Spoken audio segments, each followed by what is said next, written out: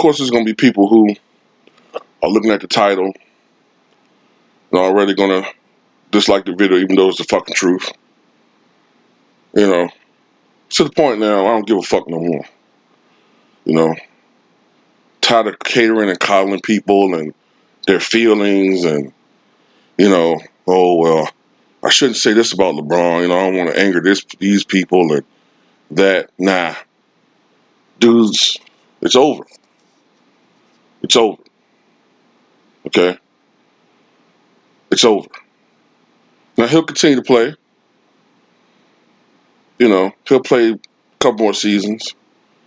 I think he issued some wish about wanting to play with his son. But as far as him being the best player in the NBA and as far as him, being seen as the premier player and the guy everybody looks up to, that day is done. With the 111 to, I think, 106, I think the final score was, lost to the Brooklyn Nets. The Lakers are officially out of the playoffs. And this will be the 6th consecutive season that LA has failed to make the playoffs. And no matter how many excuses bronzexuals or whomever, and I don't give a fuck if you don't like that term, excuses that you guys want to give, it's been a failure of a season. I don't want to keep hearing about injuries because Lakers aren't the only fucking team in the NBA to deal with injuries. Okay?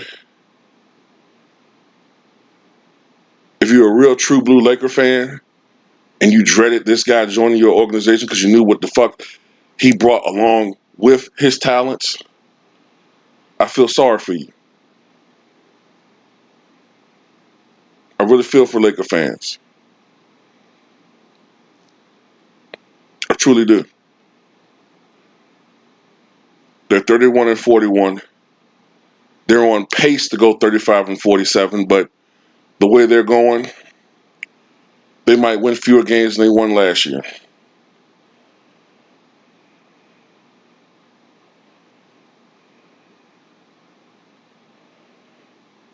Now, I saw him give some post-game interview where he said something like, this isn't what he signed up for.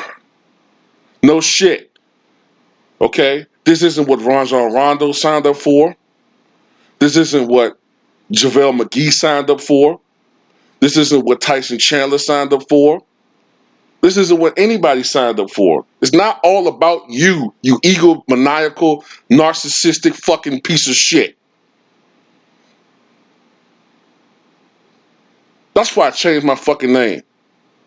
Fucking tired of catering to people, man.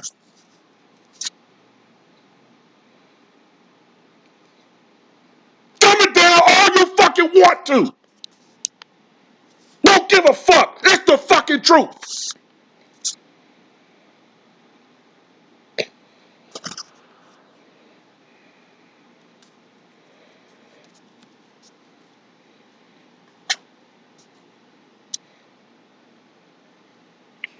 And Ticket TV, shout out to Ticket TV, he put out a video report saying that basically no free agent, no big free agent is interested in even thinking about signing with the Lakers. And I believe that 100% because nobody wants to deal with that. If I'm a big name free agent, why on earth would I join an organization and a team where I'm expected to adjust to a declining superstar? Like I said, that day is done. It's over with. It kind of reminds me of Jordan when he's with the Wizards. Okay? Jordan had a reputation for being a difficult teammate. We've all heard the stories. We've heard about how he punched Steve Kerr in the eye, gave him a black eye. We heard about how he used to ridicule Stacey King for his conditioning. We heard about how he used to ridicule Horace Grant for his abilities. We all heard about how he would instruct his teammates not to pass the ball to Bill Cartwright down the stretch of the game to the point where Bill Cartwright had to threaten Jordan to get him to stop. But in those days, Jordan could get away with that because of his unbelievable talent. Even in the second three-peat, even though he reportedly became a better teammate, and it was probably because he realized that his abilities were beginning to decline, and he needed his teammates more. He complimented his teammates more. All right, but by the time he was with the Wizards, it was a different breed of players. Guys back then were starting to get soft.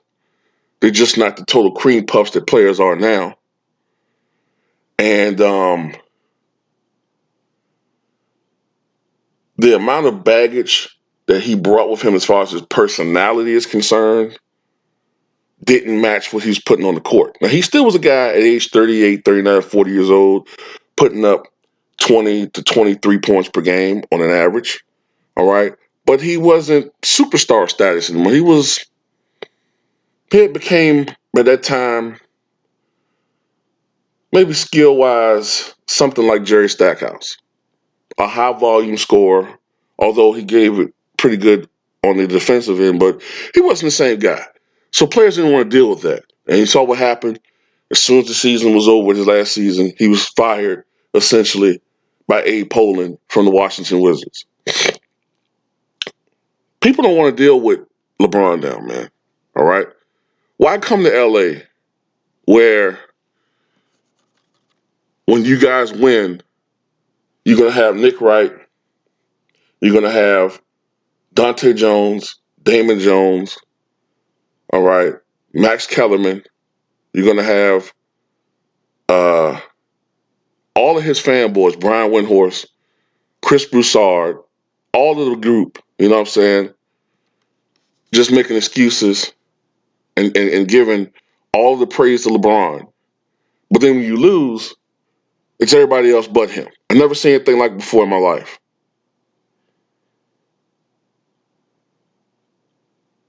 Why would you want to come to that? Then all of the backstage stuff that he does. And nothing that pisses me off is Bron sexuals like to act like they don't think that this guy has any say so when it comes to the organization.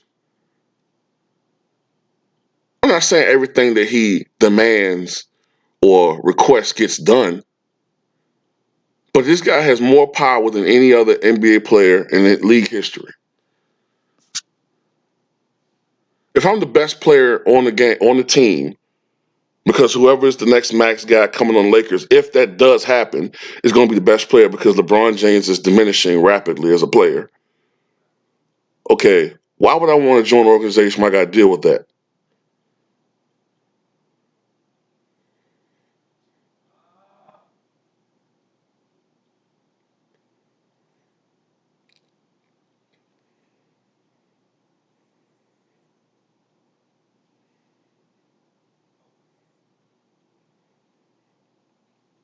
Now, I don't ever want to see a guy get hurt, but you look at how this groin injury is lingering with him, you have to wonder if you're a free agent, why join a team where there's a still high chance that this guy's going to get injured next year, and it's just going to be me carrying the load, and I got to deal with all that stress and aggravation of playing on a team that just has a losing culture, man. I think for the last 6 years, if I'm not mistaken, I think for the last 6 years, the Clippers have had a better record each season than the Lakers. If that's not just smacking of a losing culture, I don't know what is, man. The Lakers have lost their prestige. They're rapidly becoming like the Knicks of the Western Conference.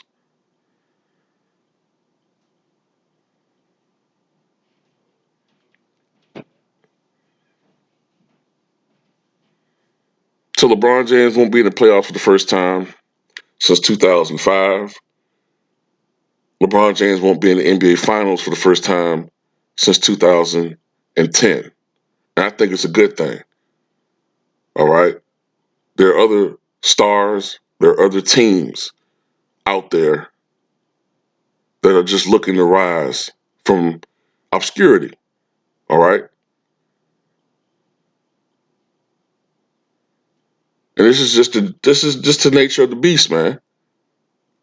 Starting from the beginning of the NBA, George Mikan had his day, then that was it. Then the Boston Celtics with Bill Russell rose. They had a long, long, stretch. Then they fell. Then the 70s, you had an era of parity with so many different great teams. You know what I'm saying? Then you had the Showtime Lakers. They had their run. Larry Bird and the Celtics. You had Philadelphia with Julius Erving them. Then the Bad Boy Pistons and the Bulls. They had their run. Then Kobe and Shaq. They had their run. Tim Duncan and the Spurs. They had their run. You had the Detroit Pistons with Big Ben, Rasheed Wallace, Chauncey Billups, and them. They had their run. All right. Now LeBron has had a tremendous run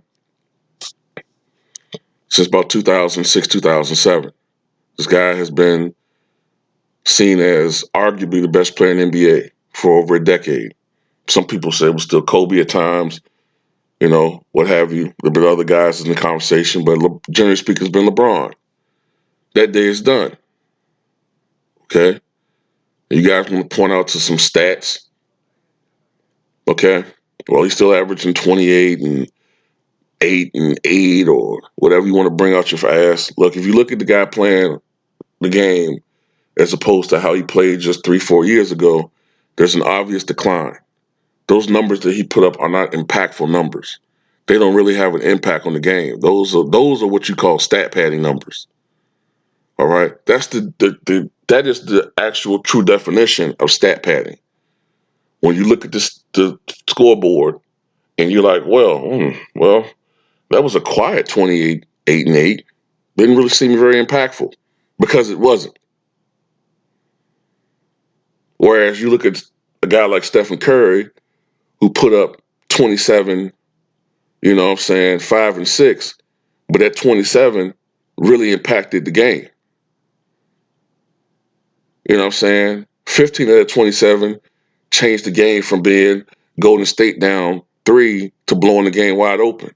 Those are impactful numbers, impactful points.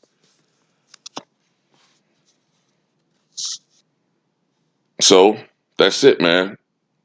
It's the end of the LeBron James era. And I can't say that I'm sad. Time for a new